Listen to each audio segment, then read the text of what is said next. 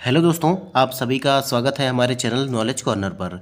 आज इस वीडियो में हम जो हमारा केवीएस और एमबीएस टीयर 1 का एग्ज़ाम होने वाला है, उसके लिए हम जीके जीएस के सेक्शन से जो है इतिहास के प्रश्नों को देखने वाले हैं। पिछले कुछ सेशन के माध्यम से हमने जो है लगभग हमारा जो 2 क्लास हुई थी उसमें हमने 100 क्वेश्चन कवर कर लिए थे और ये सारे जो क्वेश्चन होने वाले हैं ये आपके जो है सचिन एकेडमी की बुक से होने वाले हैं, जो कि आप सभी की जो है विश्वास पात्र टीचर हैं। और बहुत लोगों का कमेंट था कि आप उनकी बुक से जो है क्वेश्चन लेकर आइए, इसीलिए हम जो है उनकी बुक से जो है आपको क्वेश्चन करा रहे हैं। तो आप सभी जो है वीडियो में लास्ट तक बने रहिएगा, आप काफ़ी इंपॉर्टेंट वीडियो आप सभी के लिए होने वाली है।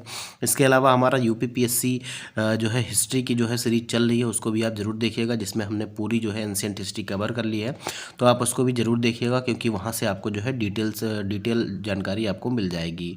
इसमें जो है आपको कुछ क्वेश्चन इंपॉर्टेंट क्वेश्चन आपको देखने को मिलेंगे।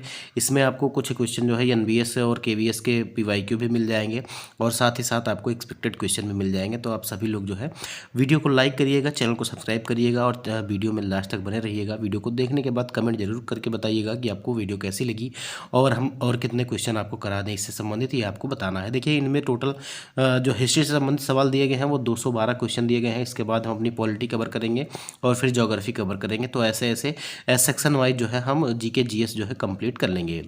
उम्मीद है कि आप सभी को जो है ये वीडियो जरूर पसंद आएगी। तो हम चलते हैं, अपना सेशन शुरू करते हैं। हमारे सेशन का पहला सवाल है, कह रहा है मुगल सम्राट औरंगजेब की मृत्यु जो है ये कौन से वर्ष में हुई थी, ये आपको बताना है। मुगल सम्राट औरंगजेब जो है इनकी मृत्यु जो है कौन से वर्ष हुई थी, तो इनकी मृत्यु जो है ये 1707 ईस्वी में हुई थी।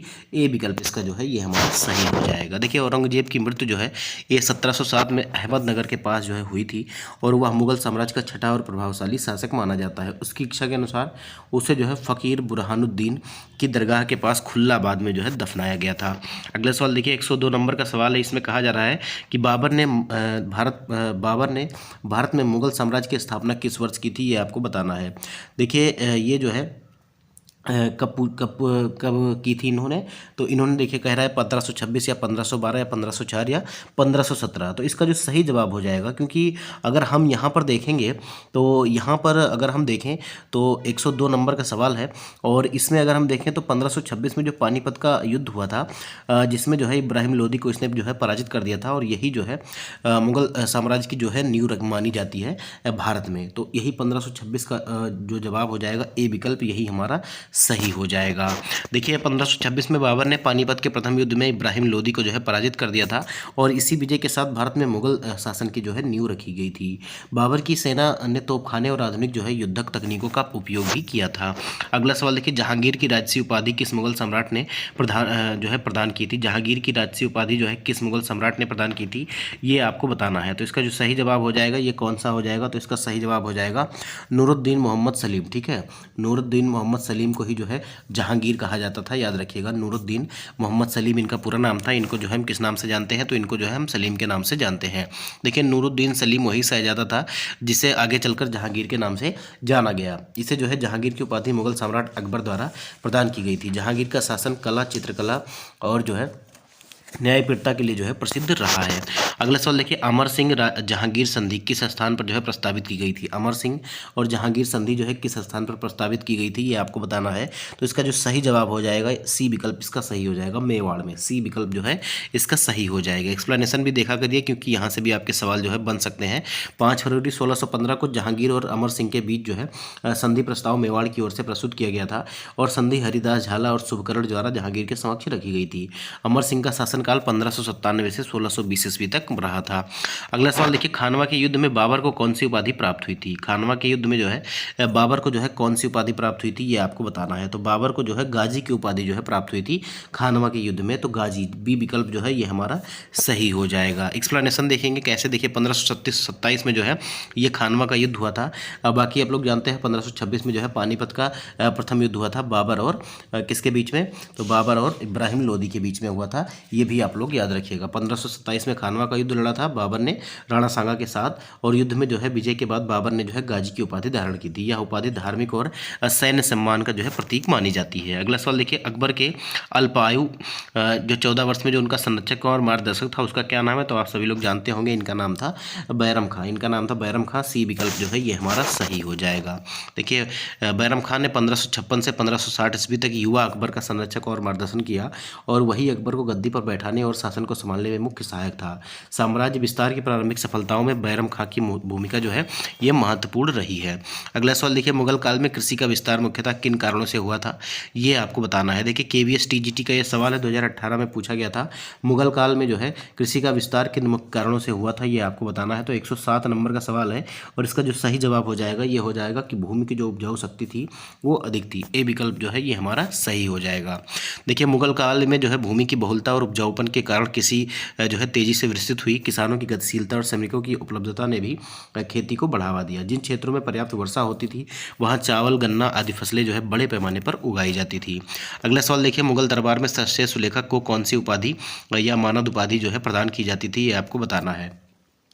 मुगल दरबार में जो सर्वश्रेष्ठ सुलेखक होता था, मतलब लिखने वाला, ठीक है, इसको जो है कौन सी उपाधि प्रदान की जाती थी? 108 नंबर का सवाल है, और इसका सही जवाब हो जाएगा जरीन नवीस। ठीक है, जरीन नवीस बी विकल्प जो है ये हमारा सही हो जाएगा।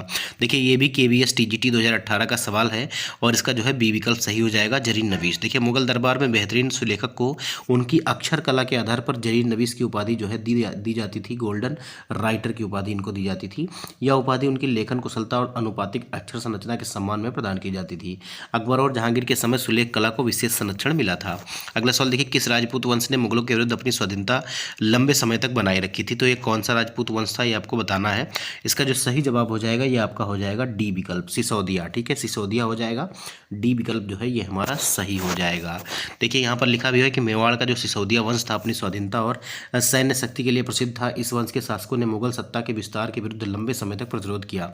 राणा प्रताप इस वंश के जो है प्रमुख योद्धा माने जाते हैं। अगला सवाल देखिए, पानीपत का प्रथम युद्ध जो है मुगल सत्ता को स्थापित करने वाला निर्णायक युद्ध था, और ये किसके किसके बीच में हुआ था? तो जब दूसरा क्वेश्चन हमने देखा इस सेशन का तभी देखा था कि ये 1526 में हुआ था, और किसके किसके बीच में हुआ था?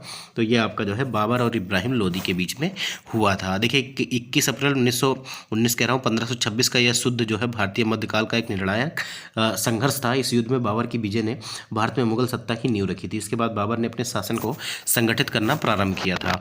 अगला सवाल देखिए, 111 नंबर का सवाल है कि मुगल काल में प्रकृति चित्रण अपनी चरम सीमा पर किसके शासनकाल में पहुंचा था, ये आपको बताना है। तो इसका जो सही जवाब हो जाएगा ये आपका हो जाएगा जहांगीर के टाइम पीरियड पर जो है प्रकृति चित्रण जो है अपनी चरमोत्कर्ष पर था। ए विकल्प जो है ये हमारा सही हो जाएगा। देखिए NVS TGT और PGT 2016 में ये सवाल आपका पूछा भी गया था। जहांगीर चित्रकला का महान संरक्षक माना जाता है, और प्रकृति चित्रण उसका जो है विशेष प्रिय विषय था। उसके शासनकाल में पक्षियों, पशुओं और प्राकृतिक दृश्यों की सूक्ष्म चित्रशैली विकसित हुई। उस्ताद मंसूर जैसे श्रेष्ठ चित्रकार इसी काल में जो है सक्रिय थे। अगला सवाल देखिए, कह रहा है 112 नंबर का सवाल, निम्न में से किन ग्रंथों में 15वीं 16वीं शताब्दी के दौरान जो है भारत में फारसी लिपि के प्रयोग का वर्णन मिलता है? तो ये कौन कौन से ग्रंथ हैं ये आपको बताना है, और नीचे दिए गए कूट से आपको सही उत्तर का चयन करना है। तो 15वीं से 16वीं शताब्दी के दौरान जो है भारत में फारसी लिपि के प्रयोग का वर्णन कौन कौन से ग्रंथ में मिलता है या कौन कौन से लेख में मिलता है, ये आपको बताना है। तो इसमें जो है अगर हम देखेंगे तो बाबरनामा और हुमायूंनामा, इसमें आपको जो है फारसी लिपि का उपयोग मिलता है। तो ए और बी जो है दोनों सही हो जाएगा, मतलब पहला और दूसरा दोनों सही हो जाएगा, और ये बी विकल्प में है तो बी विकल्प हमारा सही हो जाएगा। कैसे, इसका एक्सप्लेनेशन देखिए, बाबर की आत्मकथा जो है बाबरनामा में फारसी लेखन प्रयोग हुआ है, और हुमायूंनामा में भी जो है गुलबदन बेगम में फारसी शैली का और अभिलेखन का उपयोग किया है। दोनों ग्रंथ जो है मुगल दरबार में प्रचलित लिपि परंपरा को समझने का प्रमुख स्रोत है। अगला सवाल देखिए, सबसे बड़ी बात यहाँ पर यह आ जाती है कि हुमायूंनामा किसने लिखा है, ये भी आपको पता चल गया, गुलबदन बेगम ने, और बाबर की आत्मकथा जो है बाबरनामा इसने खुद लिखा था। ठीक है, अगला सवाल देखिए, निम्नलिखित में से किस मुगल शासकों में से कौन सा जो है साहित्यिक प्रतिभा के लिए प्रसिद्ध था, ये आपको बताना है। निम्नलिखित मुगल शासकों में से कौन साहित्यिक प्रतिभा के लिए प्रसिद्ध था? 113 नंबर का सवाल आपको बताना है। अकबर या बाबर या जहांगीर या जो है शाहजहां। तो शाहजहां को आप जानते हैं, इनका चित्रकला और कहा जाता है कि इनके टाइम पर जो है चित्रकला काफ़ी ज़्यादा चरमोत्कर्ष पर थी, लेकिन यहाँ पर जो सही जवाब हो जाएगा ये आपका बाबर हो जाएगा। ठीक है, बी विकल्प जो है ये हमारा सही हो जाएगा। इसने जो है तुर्की भाषा में अपनी जो आत्मकथा लिखी थी बाबर नामा भी उसी का नाम था। अभी अब मैंने आपको थोड़ी देर पहले ही बताया था। देखिए बाबर न केवल योद्धा था बल्कि एक दक्ष कवि भी था और उसने तुर्की भाषा में बाबर नामा की रचना की जो साहित्यिक दृष्टि से अत्यंत मूल्यवान है। उसकी रचनाओं में मुसद्दस जैसे छंदों का जो है उल्लेख मिलता है। अगला सवाल देखिए 114 नंबर का सवाल है कि दिल्ली में स्थित लाल किले का निर्माण जो है किस मुगल बादशाह ने करवाया था, ये आपको बताना है। कौन से मुगल बादशाह ने दिल्ली में लाल किले का निर्माण करवाया था, तो ये जो है शाहजहां ने ही करवाया था। लाल किले का निर्माण जो है शाहजहां ने ही करवाया था। डी विकल्प इसका जो है सही हो जाएगा। देखिए लाल किला का निर्माण जो है 1638 से 48 के बीच में शाहजहां के आदेश पर बनवाया गया था, ऐसा माना जाता है। और यह उसकी नई राजधानी शाहजहानाबाद का प्रमुख दुर्ग था। शाहजहां का शासनकाल वास्तुकला की दृष्टि से जो है स्वर्ण युग माना जाता है। अगला सवाल देखिए अकबर द्वारा प्रारंभ किए गए नए धर्म का नाम क्या था, तो नए धर्म का नाम था दीन इलाही। ठीक है, दीन इलाही इनका नाम था। डी विकल्प जो है इसका ये हमारा सही हो जाएगा। ठीक है, डी विकल्प इसका सही हो जाएगा। इसका क्या नाम था, तो इसका नाम था दीन इलाही। देखिए दीन इलाही 1582 में अकबर द्वारा स्थापित एक समन्वयवादी धर्म था और इसका उद्देश्य विभिन्न धर्मों के नैतिक सिद्धांतों को एक रूप में जोड़ना था। अबुल फजल ने इस धर्म की स्थापना में प्रमुख भूमिका जो है निभाई थी। अगला सवाल देखिए आगरा का प्रसिद्ध ताजमहल सफ़ेद संगमरमर से निर्मित मकबरा है और शाहजहां ने यह इमारत अपनी किस पत्नी की स्मृति में बनवाई थी। अब देखिए कौन से नंबर की पत्नी थी, आप सभी लोग जानते हैं कि ये किसके याद में बना है, मुमताज़ बेगम के या मुमताज़ महल की याद में ये बनाया गया है। और ये कौन से नंबर की पत्नी थी, तो ये जो है इनकी दूसरी नंबर की पत्नी थी। याद रखिएगा बी विकल्प जो है ये हमारा सही हो जाएगा, ऐसा जो है सही माना जाता है। देखिए शाहजहां ने अपनी दूसरी पत्नी मुमताज़ महल की याद में बनवाया था ये जो है ताजमहल, और इसका निर्माण जो है 1632 ईस्वी में प्रारंभ हुआ था। इसे मुगल वास्तुकला का सर्वोत्तम नमूना माना जाता है। शाहजहां की प्रथम जो पत्नी थी कंधारी बेगम थी। अगला सवाल देखिए दिल्ली की जामा मस्जिद का निर्माण किस मुगल शासक के टाइम पर हुआ था और किसके आदेश पर हुआ था, ये आपको बताना है। तो इसका जो सही जवाब हो जाएगा ये आपका शाहजहां। ठीक है, शाहजहां के आदेश पर हुआ था। बी विकल्प जो है ये हमारा सही हो जाएगा। देखिए जामा मस्जिद का निर्माण 1656 ईस्वी में शाहजहां के आदेश पर किया गया था। यह लाल किले के सामने ऊंचे चबूतरे पर स्थित है और मुगल धार्मिक वास्तुकला का प्रमुख उदाहरण माना जाता है। इसे मस्जिद जहानुमा के नाम से भी जाना जाता है। और देखिए अगला सवाल देखिए 118 नंबर का सवाल है दारा शिकोह किस मुगल शासक का जो है सबसे बड़ा पुत्र था या ज्येष्ठ पुत्र था, ये आपको बताना है। 118 नंबर का सवाल है। तो ये जो है शाहजहां का ही सबसे बड़ा पुत्र था, याद रखिएगा शाहजहां का। तो सी विकल्प जो है ये हमारा सही हो जाएगा। देखिए दारा शिकोह शाहजहां और मुमताज़ महल का जो है ज्येष्ठ पुत्र था। वह दर्शन, सूफीवाद और भारतीय ग्रंथों के अनुवादों के लिए प्रसिद्ध था। उसके छोटे भाई और जिसका नाम था औरंगजेब, इसने 1659 में इसे पराजित कर दिया था। अगला सवाल देखिए ताजमहल का निर्माण किस मुगल शासक द्वारा करवाया गया था। ताजमहल का निर्माण जो है किसने करवाया था, तो इसे जो है शाहजहां ने करवाया था मुमताज़ महल की याद में, जो उनकी दूसरी पत्नी थी। डी विकल्प जो है वो हमारा सही हो जाएगा। देखिए विश्व के 7 अजूबों में ताजमहल जो शामिल है, ताजमहल इसे जो है शाहजहां ने बनवाया था। मुख्य वास्तुकार उस्ताद अहमद लाहौरी माने जाते हैं। इमारत की सजावट में ईसा खां और कई फारसी कारीगर शामिल थे। अगला सवाल देखिए मुगल साम्राज्य की नींव किस शासक ने रखी थी। मुगल साम्राज्य की नींव जो है ये कौन से शासक ने रखी थी, ये आपको बताना है। तो मुगल साम्राज्य की नींव जो है ऐसा माना जाता है कि इसे जो है 1526 की बात याद आए तो बाबर ने इब्राहिम लोदी को पराजित करके रखी थी। बी विकल्प जो है ये हमारा सही हो जाएगा। अगला सवाल देखिए शाहजहां के किस पुत्र ने उपनिषदों का फारसी अनुवाद कराया था। शाहजहां के किस पुत्र ने जो है फारसी अनुवाद जो है उपनिषदों का करवाया था, तो इसका सही विकल्प कौन सा हो जाएगा। 121 नंबर का सवाल है और थोड़ी देर पहले ही हमने इसको डिस्कस किया था, दारा शिकोह। ठीक है, दारा शिकोह जो है इसको औरंगजेब ने मरवा दिया था। सी विकल्प जो है ये हमारा सही हो जाएगा। ये जो है इनका ज्येष्ठ पुत्र था, सूफी विचारधारा से प्रभावित था। इसने उपनिषदों का फारसी अनुवाद सिर्रे अकबर सबसे बड़ा रहस्य के नाम से करवाया था। दारा हिंदू मुसलमान आध्यात्मिक संतों से नियमित संपर्क रखता था।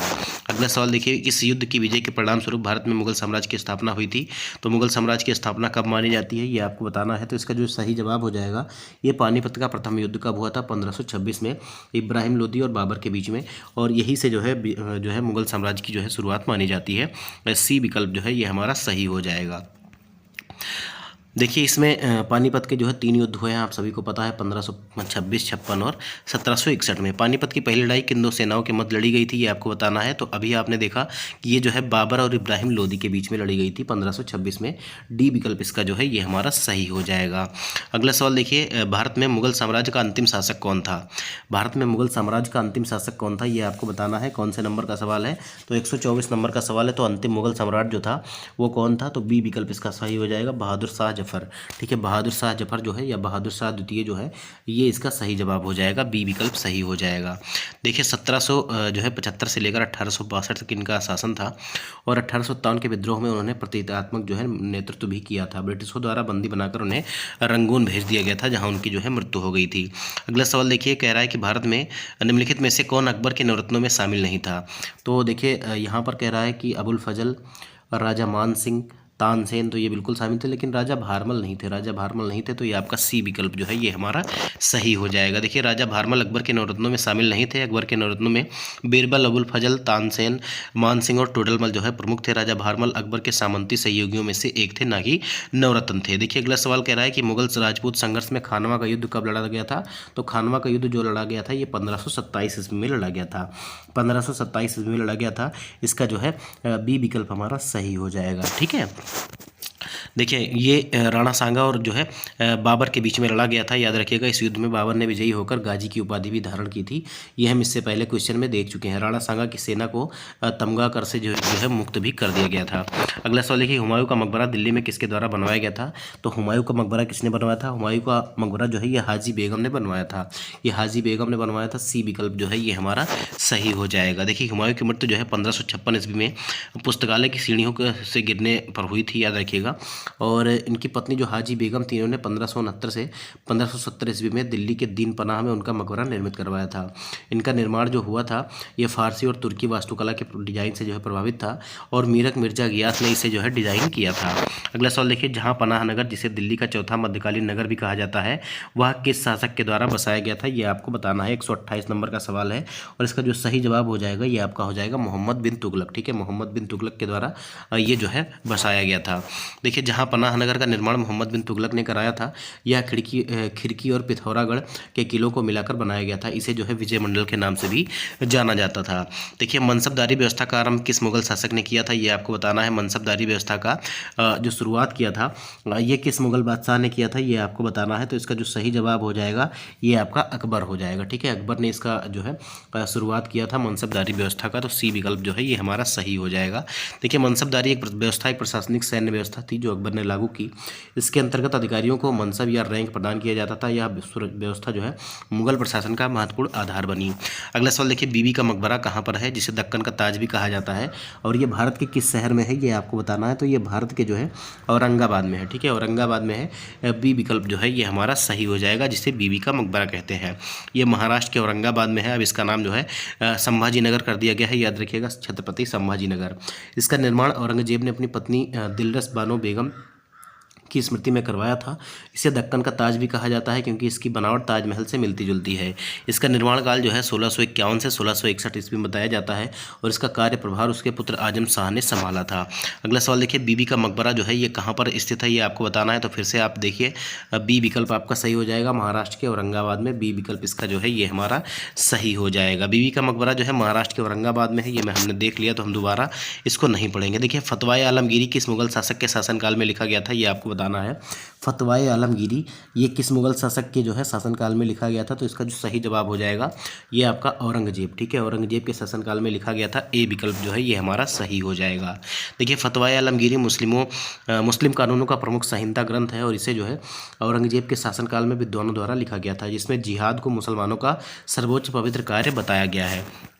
अगला सवाल देखिए, खानवा में बाबर ने राणा सांगा को किस वर्ष पराजित किया था। खानवा में बाबर ने राणा सांगा को कौन से वर्ष में पराजित किया था। तो ये 1527 ईस्वी थी।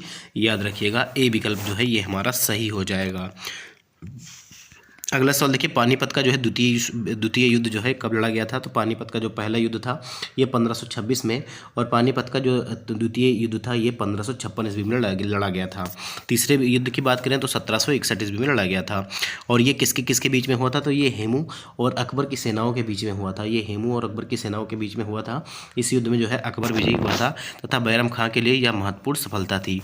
अगला सवाल देखिए, किस वर्ष शेर खान ने हुमायूं को चौसा के युद्ध में लड़ाया था। तो चौसा का युद्ध हराया था। ठीक है, किस वर्ष जो है शेर खान ने हुमायूं को चौसा के युद्ध में हराया था, ये आपको बताना है। 135 नंबर का सवाल है और 135 का जो सही जवाब हो जाएगा ये आपका जो है 1539 ईस्वी में चौसा का युद्ध हुआ था।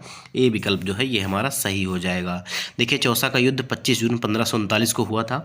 हुमायूं पराजित होकर नदी में कूद गया था और एक भिश्ती ने उसे बचाया। विजय के बाद शेर खान ने शेरशाह की उपाधि जो है धारण की थी। शेरशाह सूरी ने अपने जीवन काल में ही अपना मकबरा बनाना शुरू कर दिया था, तो ये भी आप लोग याद रखिएगा। देखिए, टीपू सुल्तान किस वर्ष मैसूर के शासक बने थे, तो टीपू सुल्तान मैसूर के शासक जो है 1782 में बने थे।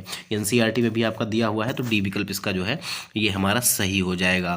देखिए, 1781 में पोर्टिनेवा युद्ध में हैदर अली की मृत्यु के बाद टीपू सुल्तान शासक बने और 1782 ईस्वी से उन्होंने मैसूर पर शासन किया। अंग्रेजों के साथ चौथे आंग्ल मैसूर युद्ध में 1799 ईस्वी में उनकी जो है मृत्यु हो गई थी। अगला सवाल देखिए, प्रथम आंग्ल मैसूर युद्ध किनके बीच में लड़ा गया था, ये आपको बताना है। तो ये जो है किसके किसके बीच में लड़ा गया था, मैं थोड़ा सा छोटा करूंगा ताकि आपको चारों ऑप्शन दिख जाए। अब यहाँ पर आपको चारों ऑप्शन दिख रहा होगा और इसका जो सही जवाब हो जाएगा ये आपका हो जाएगा हैदर अली और अंग्रेजों के बीच। हैदर अली जो है टीपू सुल्तान के मतलब पिताजी थे, इनके और अंग्रेजों के बीच में ये युद्ध लड़ा गया था। तो प्रथम आंग्ल मैसूर युद्ध जो है 1767 ईस्वी से 69 के बीच में हैदर अली ने फ्रांसीसियों के साथ मैत्री संबंध जो है मजबूत किए थे और फ्रांस से मैसूर की सैन्य सहायता मिलती थी जो अंग्रेजों के लिए चुनौती थी। और निजाम ने अंग्रेजों की तरफ से लड़ाई की जिससे युद्ध की स्थिति जो है बदलती रही। 1769 में यह मद्रास की संधि से समाप्त हुआ और जिसके अनुसार दोनों एक दूसरे की सहायता करेंगे। देखिए, टीपू सुल्तान को किस उपाधि के नाम से जाना जाता है, तो शेर मैसूर इनको कहा जाता है। याद रखिएगा, शेर मैसूर कहा जाता है, मैसूर का शेर। तो इसका जो है बी विकल्प जो है हमारा सही हो जाएगा। वैसे तो यहाँ पर जो माना गया है मैसूर का बाघ माना गया है, लेकिन इनको अधिकतर जो है शेर मैसूर कहा जाता है। तो ये ए विकल्प यहाँ पर इस बुक में सही माना गया है, लेकिन मैसूर का शेर मुझे तो लग रहा है यही सही हो जाएगा। आप लोग जो है थोड़ा सा खोजबीन करके कमेंट बॉक्स में बताइएगा। बी विकल्प जो है मैं तो सही मानूंगा इसका। देखिए, टीपू सुल्तान का जन्म जो है 1750 ईस्वी में हुआ था। वह हैदर अली के पुत्र थे। उन्हें वीरता और लड़ाकू कौशल के कारण जो है मैसूर का बाघ कहा जाता था और उसने अपने शासनकाल में कई प्रशासनिक सुधार किए जिनमें नए सिक्के, कैलेंडर और नई भूमि राजस्व प्रणाली शामिल थी। इन सुधारों में मैसूर के और रेशम उद्योग को इन्होंने काफ़ी ज़्यादा विकसित किया था। ईस्ट इंडिया कंपनी की स्थापना कब मानी जाती है, ये आपको बताना है। तो ईस्ट इंडिया कंपनी जो है 1600 में जो है इसकी स्थापना हुई थी भारत में। तो ये ए विकल्प जो है ये हमारा सही हो जाएगा। देखिए, ईस्ट इंडिया कंपनी की स्थापना 1600 ईस्वी में हुई थी। ब्रिटेन की महारानी एलिजाबेथ प्रथम ने 31 दिसंबर 1600 को एक आदेश पत्र या चार्टर जारी किया और कंपनी को पूर्वी देशों के साथ 15 वर्षों तक व्यापार करने की छूट दी थी। कंपनी धीरे धीरे भारत में व्यापार करने आई और बाद में लगभग पूरे भारत पर अपना सैन्य तथा प्रशासनिक अधिकार स्थापित कर लिया। देखिए, वांडीवास का युद्ध किनके किनके बीच में लड़ा गया था, ये आपको बताना है। तो वांडीवास का जो युद्ध हुआ था ये जो है किसके किसके बीच में, तो अंग्रेज और फ्रांसीसी के बीच में लड़ा गया था। तो कौन से विकल्प में अंग्रेजी और फ्रांसीसी दिख रहे हैं, तो ये आपका सी विकल्प जो है ये हमारा सही हो जाएगा। वांडीवास का युद्ध जो है ये अंग्रेजों और फ्रांसीसियों के बीच में हो रहा था सत्ता को लेकर। देखिए, वांडीवास का युद्ध जो है 1760 ईस्वी में अंग्रेजों और फ्रांसीसियों के बीच में लड़ा गया था और इस युद्ध में हार के कारण भारत में फ्रांसीसियों की राजनीतिक शक्ति लगभग समाप्त हो गई और फ्रांसीसियों को पांडिचेरी अंग्रेजों को वापस सौंपना पड़ा। यह युद्ध अंग्रेज कमांडर आयरकूट और फ्रांसीसी कमांडर जो है काउंट लाली के बीच में लड़ा गया था। अगला सवाल देखिए, वास्को डिगामा भारत में सबसे पहले कहाँ पहुंचा था, तो ये सबसे पहले जो है ये कालीकट पहुंचा था केरल में। सी विकल्प जो है ये हमारा सही हो जाएगा। बहुत ही आसान से सवाल है, इसीलिए मैं ज़्यादा टाइम नहीं ले रहा हूँ, फटाफट आपको कराते हुए चल रहा हूँ। 142 नंबर का सवाल देखिए, 142 नंबर का सवाल है, ईस्ट इंडिया कंपनी ने भारत में अपनी पहली फैक्ट्री जो है कहाँ स्थापित की थी, ये आपको बताना है। तो इसने अपनी पहली जो फैक्ट्री स्थापित की थी ये सूरत में स्थापित की थी, याद रखिएगा। बी विकल्प जो है ये हमारा सही हो जाएगा। देखिए, 1600 ईस्वी में इसकी स्थापना हुई थी और उस समय भारत का शासक जो है अकबर था और 1556 से 1605 के बीच में अकबर जो है शासक माना जाता है। कंपनी ने भारत में अपनी पहली फैक्ट्री जो है 1613 ईस्वी में सूरत में स्थापित की थी। यह स्थापना मुगल सम्राट जहांगीर के शासनकाल में हुई थी। अगला सवाल देखिए, प्लासी का युद्ध किनके किनके बीच में हुआ था, तो प्लासी का युद्ध जो है ये किसके बीच में होता, सिराजुद्दौला और जो है रॉबर्ट क्लाइव के बीच में लड़ा गया था। बंगाल के जो नवाब थे सिराजुद्दौला और रॉबर्ट क्लाइव जो है इनके बीच में लड़ा गया था। इसका सी विकल्प जो है ये हमारा सही हो जाएगा। देखिए, 23 जून 1757 को बंगाल के नवाब सिराजुद्दौला और अंग्रेजों का जो सैन्य कमांडर था रॉबर्ट क्लाइव के बीच में लड़ाई हुई थी और इस युद्ध में क्लाइव की जीत हुई और मीर जाफर को बंगाल के सिंहासन पर बैठा गया और यह युद्ध भारत के निर्णायक युद्धों में से एक माना जाता है। क्लाइव की विजय नवाब के लिए विश्वास पात्रों की विश्वासघात का एक परिणाम थी। मतलब कुछ लोग जो है उधर से जाके मिल गए थे, यही हमेशा हुआ है भारत में। देखिए, प्लासी के युद्ध में सिराजुद्दौला का पराजय का जो है प्रमुख कारण क्या था, ये आपको बताना है। प्लासी के युद्ध में सिराजुद्दौला की पराजय का जो है प्रमुख कारण क्या था? तो देखिए, अंग्रेजों की अधिक सेना, सिराजुद्दौला का कमजोर नेतृत्व या मीर जाफर का विश्वासघात या तोपखाने की कमी। तो सबसे बड़ा जो कारण था वो मीर जाफर ने इसके साथ जो है विश्वासघात कर दिया था। सी विकल्प जो है ये हमारा सही हो जाएगा। जब 23 जून 1757 को प्लासी का युद्ध हुआ, इसमें जो है सिराजुद्दौला की हार के जो है प्रमुख कारण उसका सेनापति मीर जाफर था, जिसने लालच में अंग्रेजों से मिलकर विश्वासघात किया। सिराजुद्दौला के दो वफादार सेनानायक मीर मदन और मोहन लाल थे, जिनमें से मीर मदन युद्धस्थल पर वीरगति को प्राप्त हुआ था। युद्ध के बाद मीर जाफर के पुत्र मीरन ने सिराजुद्दौला की हत्या मोहम्मद बेग से करवा दी थी। अगला सवाल देखिए क्या कह रहा है। 145 नंबर का सवाल है, प्लासी के युद्ध में अंग्रेजों की विजय का मुख्य कारण क्या था? तो अंग्रेजों की विजय का जो मुख्य कारण था, आप सभी लोग जानते हैं कि इसमें जो है विश्वासघात ही इनका प्रमुख जो है कारण था। याद रखिएगा, 145 नंबर का जो सवाल है इसका बी विकल्प सही हो जाएगा। मीर जाफर का विश्वासघात जो उसने जो है सिराजुद्दौला के साथ में किया था। अगला सवाल देखिए, लॉर्ड लिटन के कार्यकाल में निम्न में से कौन सा महत्वपूर्ण कार्य किया गया था, ये आपको बताना है। लॉर्ड लिटन के कार्यकाल में कौन सा महत्वपूर्ण कार्य किया गया था, ये आपको बताना है। तो लॉर्ड लिटन के कार्यकाल में अगर हम देखें तो इन्होंने जो है वर्नाकुलर प्रेस एक्ट लागू किया था 1878 में। ठीक है, 1878 में वर्नाकुलर प्रेस एक्ट लागू कर दिया था। सी विकल्प जो है ये हमारा सही हो जाएगा। देखिए, लॉर्ड लिटन इनका टाइम पीरियड जो था ये 1876 से 80 के बीच में था और 1878 ईस्वी में इन्होंने वर्नाकुलर प्रेस एक्ट लागू कर दिया। इसी वर्ष जो है आर्म्स एक्ट भी जारी किया गया, जिसमें भारतीयों को हथियार रखने पर प्रतिबंध लगा दिया गया था। उन्होंने भयंकर अकाल की उपेक्षा की और दिल्ली दरबार आयोजित किया, जहां महारानी विक्टोरिया को भारत की साम्राज्ञी घोषित किया गया। ब्रिटिश व्यापारियों के हित में आयातित कपास पर कर लगाया गया और जो है मतलब जो लगाया गया कर था उसको समाप्त कर दिया गया और सिविल सेवा परीक्षा देने की अधिकतम आयु जो है 21 वर्ष से घटाकर 19 वर्ष कर दी गई थी। अगला सवाल देखिए, 15वीं शताब्दी में यूरोपीय कंपनियां भारत से मुख्यतः कौन सी वस्तुएं जो है खरीदती थी, ये आपको बताना है। तो ये मुख्यतः जो है कौन सी वस्तुएं खरीदती थी, एनबीएस पीजीटी 2019 में ये सवाल पूछा गया था और इसका जो सही जवाब हो जाएगा ये कपास, रेशम, काली मिर्च, लौंग और आदि मतलब मसाले जो है बड़े पैमाने पर खरीदे जाते थे। तो एनवीएस पीजीटी 2019 में ये सवाल आपका पूछा गया था। 15वीं शताब्दी में यूरोपीय कंपनियां भारत की वस्तुएं खरीदना पसंद करती थी क्योंकि वे सस्ती और अच्छी गुणवत्ता वाली होती थी। इन वस्तुओं को यूरोप में ले जाकर अत्यधिक मुनाफा कमाती थी। ये कंपनियां भारत से प्राप्त कच्चे माल को नए उत्पाद बनाकर बड़े यूरोपीय बाजारों में बेचती थी, जिससे भारी लाभ मिलता था। मुख्य वस्तुएं थी कपास, रेशम, काली मिर्च, लौंग, इलायची, दालचीनी इत्यादि। अगला सवाल देखिए, 1857 की क्रांति की शुरुआत किस स्थान से हुई थी? तो 1857 की क्रांति की शुरुआत जो है ये मेरठ से हुई थी। बी विकल्प जो है ये हमारा सही हो जाएगा। कब हुई थी? तो ये मेरठ से हुई थी 10 मई 1857 को। ठीक है, 10 मई 1857 को मेरठ से मानी जाती है और इस क्रांति में नाना साहेब और तात्या टोपे ने कानपुर से महत्वपूर्ण भूमिका निभाई थी। रानी लक्ष्मीबाई झांसी से इस आंदोलन में शामिल हुई, लियाकत अली इलाहाबाद से शामिल हुए, टीपू सुल्तान पहले ही चौथे आंग्ल मैसूर युद्ध में पराजित होकर मारे जा चुके थे। अगला सवाल देखिए, कश्मीरी दरवाजा जो है ये कहाँ पर स्थित है, ये आपको बताना है। कश्मीरी दरवाजा कहाँ पर स्थित है? तो कश्मीरी दरवाजा जो है ये दिल्ली में स्थित है। बी विकल्प इसका जो है ये हमारा सही हो जाएगा। देखिए, इसका मुख जो है उत्तर दिशा में कश्मीर की तरफ होने के कारण इसे जो है कश्मीरी दरवाजा कहा जाता है। इसका निर्माण रॉबर्ट स्मिथ द्वारा 1835 में करवाया गया था और वर्ष 1857 की क्रांति के दौरान अंग्रेजों ने इसे जला दिया था।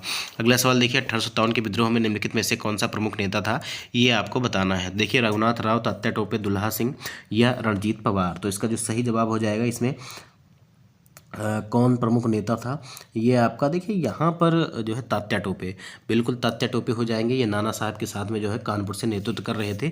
बी विकल्प जो है ये हमारा सही हो जाएगा। देखिए, 1857 का विद्रोह उत्तर और मध्यकालीन भारत में या मध्य भारत में ब्रिटिश शासन के विरुद्ध व्यापक असंतोष का परिणाम था।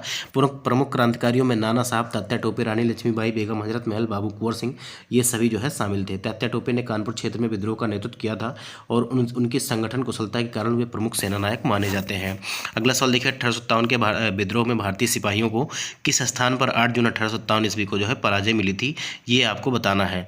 1857 ईस्वी के विद्रोह में भारतीय सिपाहियों को किस स्थान पर 8 जून 1857 को जो है ये पराजय मिली थी, ये आपको बताना है। तो इसका जो सही जवाब हो जाएगा 151 नंबर का सवाल है, तो ये आपका जो हो जाएगा बदली की सराय। ठीक है, बदली की सराय ये आपका सही हो जाएगा। ए विकल्प जो है ये हमारा सही हो जाएगा। बदली की सराय दिल्ली के समीप स्थित एक जो है ऐतिहासिक स्थल है और 8 जून 1857 को यहाँ भारतीय सिपाहियों को अंग्रेजों के हाथों पराजय का सामना करना पड़ा।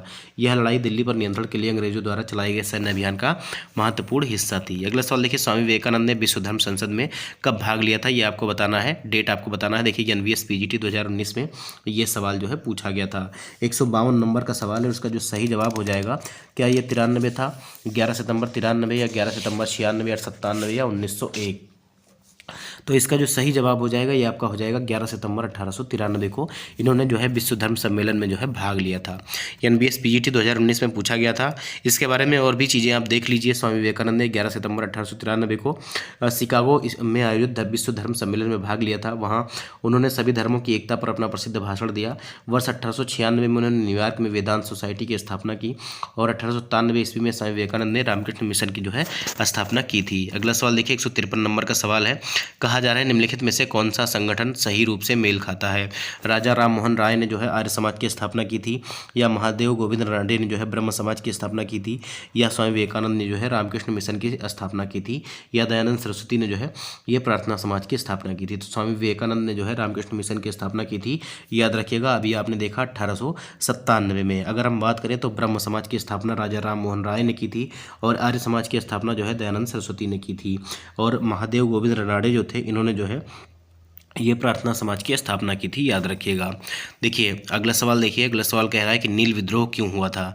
नील विद्रोह जो है क्यों हुआ था ये आपको बताना है। तो इसका जो सही जवाब हो जाएगा ये आपका हो जाएगा, देखिए नील की खेती से होने वाले अत्याचारों के कारण जो है नील विद्रोह हुआ था। सी विकल्प इसका सही माना जाता है। देखिए यूरोपीय नील बागान मालिक जो है किसानों को खाद्य फसलों के बजाय जबरन नील की खेती करने के लिए मजबूर करते थे और नील की खेती में किसानों का शोषण किया जाता था, उन्हें उचित भुगतान भी नहीं दिया जाता था। इन अत्याचारों के खिलाफ 1859 में बंगाल के किसानों ने बड़े पैमाने पर विद्रोह किया, जिसे नील विद्रोह कहा जाता है। बंगाली लेखक दीनबंधु मित्र ने अपनी प्रसिद्ध नाटक नील दर्पण में किसानों पर होने वाले अत्याचारों का वर्णन किया है। अगला सवाल देखिए, सुभाष चंद्र बोस का जन्म कब और कहाँ हुआ था ये आपको बताना है। सुभाष चंद्र बोस का जन्म जो है कटक में हुआ था, ये आप सभी लोग जानते हैं, लेकिन इसकी डेट क्या थी ये आपको बताना है। तो इसकी डेट थी 23 जनवरी 1897 कटक में। ठीक है, 23 जनवरी 1897 कटक में। सी विकल्प जो है ये हमारा सही हो जाएगा। देखिए सुभाष चंद्र बोस का जन्म 23 फरवरी 1897 ईस्वी को ओडिशा के कटक में हुआ था। वे भारत के सबसे प्रमुख और क्रांतिकारी राष्ट्रवादियों में से एक थे। बोस स्वामी विवेकानंद की शिक्षाओं से अत्यधिक प्रभावित थे और उन्हें अपना आध्यात्मिक गुरु मानते थे। अगला सवाल देखिए, पिट्स इंडिया एक्ट जो है कब पारित हुआ था ये आपको बताना है। तो पिट्स इंडिया एक्ट जो है 1784 में पारित किया गया था, 1784 में। याद रखिएगा, बी विकल्प जो है ये हमारा सही हो जाएगा। और इस अधिनियम का नाम जो है ब्रिटिश प्रधानमंत्री विलियम पिट्स के नाम पर जो है रखा गया था। यह एक्ट कंपनी के व्यावसायिक और राजनीतिक कार्यों के बीच स्पष्ट अंतर करता था। इसके बाद भारत में कंपनी पर ब्रिटिश सरकार का नियंत्रण अधिक सुदृढ़ हो गया था। अगला सवाल देखिए, असहयोग आंदोलन जो है कब प्रारंभ हुआ था? तो असहयोग आंदोलन जो है ये 1920 से 1922 के बीच में चला था। याद रखिएगा, 1920 से 1922 के बीच में जब चौरा चौरी कांड हो गया था तो 1922 में इसको जो है गांधी जी ने वापस ले लिया था। देखिए महात्मा गांधी ने 1 अगस्त 1920 को असहयोग आंदोलन शुरू किया था। इस आंदोलन में मुस्लिम नेताओं ने भी सक्रिय रूप से भाग लिया। आंदोलन चलाने हेतु तिलक स्वराज फंड की स्थापना की गई थी, जिसमें 6 माह के भीतर 1 करोड़ रुपए जुटाए गए थे। और 4 फरवरी 1922 को हुए चौरा चौरी कांड में गांधी जी ने जब इसके बाद चौरा चौरी कांड के बाद जो है गांधी जी ने 12 फरवरी 1922 को बारदोली में कांग्रेस समिति की बैठक बुलाकर आंदोलन को स्थगित कर दिया था। अगला सवाल देखिए, 1887 में भारतीय राष्ट्रीय कांग्रेस का अध्यक्ष कौन चुना गया था ये आपको बताना है। तो 1887 ईस्वी की अगर हम बात करें तो इसमें अगर हम देखेंगे तो बदरुद्दीन तैयब जो है ये भारतीय राष्ट्रीय कांग्रेस के अध्यक्ष चुने गए थे, बदरुद्दीन तैयब जी। तो ए विकल्प जो है ये हमारा सही हो जाएगा। देखिए वर्ष 1887 ईस्वी में भारतीय राष्ट्रीय कांग्रेस के अध्यक्ष पद पर जो है बदरुद्दीन तैयब चुने गए थे। भारतीय राष्ट्रीय कांग्रेस की स्थापना जो है 1885 में एलन ऑक्टेवियल होम के द्वारा की गई थी और यह स्वतंत्र भारत का प्रमुख राजनीतिक दल बन गया। बाद में कांग्रेस अध्यक्ष का दायित्व आम जनता और दल के बीच संबंधों को सुदृढ़ करना तथा संगठन को दिशा देना था। अगला सवाल देखिए, भारतीय राष्ट्रीय कांग्रेस का प्रथम अधिवेशन 1885 ईस्वी में किया गया था और ये कहाँ पर हुआ था ये आपको बताना है। तो ये कहाँ पर हुआ था? तो इसका जो सही जवाब हो जाएगा दोस्तों ये जो है मुंबई में हुआ था। ठीक है, मुंबई में। याद रखिएगा, गोकुलदास तेजपाल संस्कृत महाविद्यालय में। डी विकल्प जो है ये हमारा सही हो जाएगा। देखिए भारतीय राष्ट्रीय कांग्रेस का प्रथम अधिवेशन 28 से 31 दिसंबर के बीच में 1885 में आयोजित किया गया था और यह अधिवेशन मुंबई के जो है गोकुलदास तेजपाल संस्कृत महाविद्यालय में हुआ था। इस अधिवेशन में 72 प्रतिनिधि उपस्थित थे। कांग्रेस के संस्थापक महासचिव जो है ये A.O. ह्यूम थे। अगला सवाल देखिए, सेशन का हमारे लास्ट सवाल है कि कांग्रेस के त्रिपुरी अधिवेशन में किसे जो है अध्यक्ष चुना गया था? जो चाहे वो हरिपुरा अधिवेशन की बात करी जाए 1929 या 1939 में जो है त्रिपुरी अधिवेशन की बात की जाए यहाँ पर इसका सही जवाब हो जाएगा नेताजी सुभाष चंद्र बोस। ठीक है, नेताजी सुभाष चंद्र बोस, इसका ए विकल्प जो है ये हमारा सही हो जाएगा। तो दोस्तों आज के सेशन में इतने ही सवाल हमने जो है 60 प्रश्न देख लिए हैं। अगले सेशन के माध्यम से हम इतिहास का जो है पोर्शन कवर कर लेंगे। तो आप सभी लोग जो है वीडियो में बने रहिएगा और इतनी देर तक वीडियो में बने रहने के लिए धन्यवाद। आप ज़रूर बताइएगा कमेंट बॉक्स में कमेंट करके कि आपको जो है हमारी वीडियो कैसी लगी। अब देखिए थोड़ा सा स्पीड मैंने तेज़ इसीलिए रखी है क्योंकि एग्ज़ाम आने वाला है, तो आप जो है फटाफट रिवीजन करते रहिए। मिलते हैं अगले वीडियो में, तब तक के लिए जय हिंद।